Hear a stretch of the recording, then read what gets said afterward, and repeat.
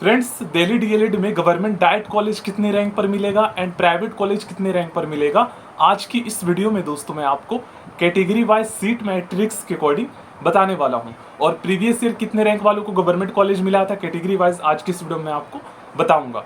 Okay guys, देखिए सबसे पहले मैं आपको ओवरऑल रैंक बताऊंगा कैटेगरी वाइज, और उसके बाद दोस्तों मैं आपको जो है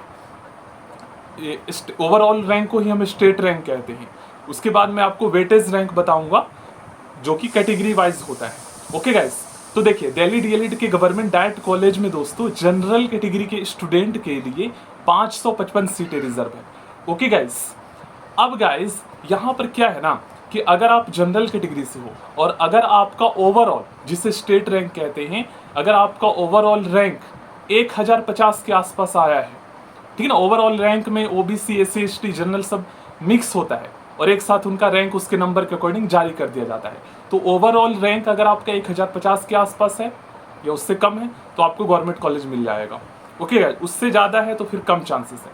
अब मैं जनरल कैटेगरी की वेटेज रैंक की बात करूं तो वेटेज रैंक में आपका कैटेगरी रैंक आ जाता है, और कैटेगरी रैंक का मतलब ये है कि केवल जनरल कैटेगरी के ही स्टूडेंट का रैंक बताएगा।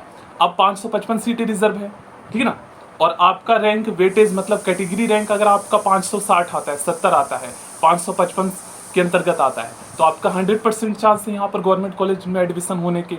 मैक्सिमम 600 कैटेगरी जिसे वेटेज रैंक कहते हैं, अगर ये आता है तो। अब चेक करने के दो तरीके, एक तो आईडी लॉगिन करके। अब आईडी लॉगिन हो रहा है तो वहाँ पर नहीं, मतलब आईडी लॉगिन नहीं कर पा रहे हैं स्टूडेंट, हो सकता है 7 जून को खुल जाए, ठीक ना, आपका वही साइट।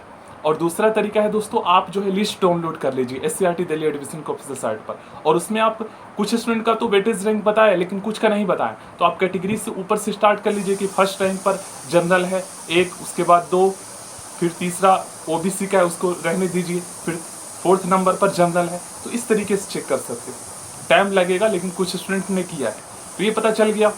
अब मैं आपको बताता हूँ ओबीसी की, तो ओबीसी में लगभग 156 सीटें रिजर्व है। ओके गाइस, तो पिछले साल की अगर मैं आपको बताऊं ना, तो पिछले साल 1501 स्टूडेंट का रैंक था ओवरऑल ओबीसी से, उनका गवर्नमेंट कॉलेज में एडमिशन हो गया था। तो आप यही लगा लीजिए कि अगर आपका ओवरऑल ओबीसी से 1600-1700 के आसपास है, और कैटेगरी वाइज अगर देखा जाए वेटेज, तो आपका अगर दोस्तों रैंक जो है 200 के अंतर्गत है तो आपका हो जाएगा।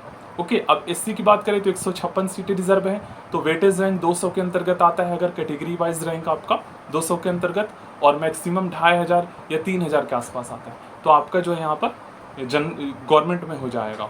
एसटी की बात करें तो मैक्सिमम 150 रैंक आता है अगर आपका कैटेगरी वाइज वेटेज रैंक, और ओवरऑल रैंक अगर आपका 4000 मैक्सिमम आता है तो भी आपको गवर्नमेंट में हो जाएगा।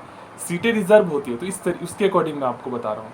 और प्राइवेट के लिए मैं आपको बता देता हूँ, अगर जनरल से हूँ मैक्सिमम आपका 7000-8000 आया तो भी हो जाएगा, ओबीसी से हो 10,000 पर भी हो जाएगा, एससी से हो तो आपका 12,000 पर भी हो जाएगा, एसटी से हो 15,000 पर भी हो, 15,000 रैंक है तो भी हो जाएगा। ओवरऑल बताया है मैंने प्राइवेट के लिए, क्योंकि प्राइवेट में स्टेट रैंक मतलब कैटेगरी वाइज वेटेज रैंक का कोई इसमें वो नहीं है, ठीक ना, समझ गए हो आप लोग। So thank you, next video में मिलते हैं।